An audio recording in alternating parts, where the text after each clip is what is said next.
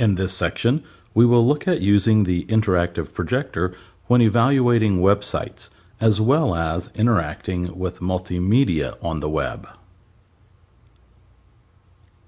I've pulled up a website that I may use when helping students transition to higher education.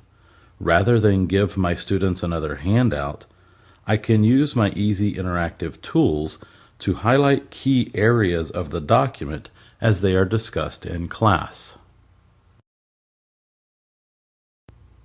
Once the discussion has ended, I can quickly save the web page and the annotation by clicking on the Save button. I can name the image using the keyboard or type the desired name.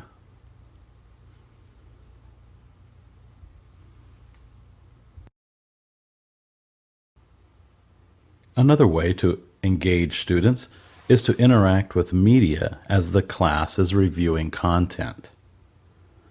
In this example, I can control the online audio player that allows my students to listen to a variety of readings of the Gettysburg Address.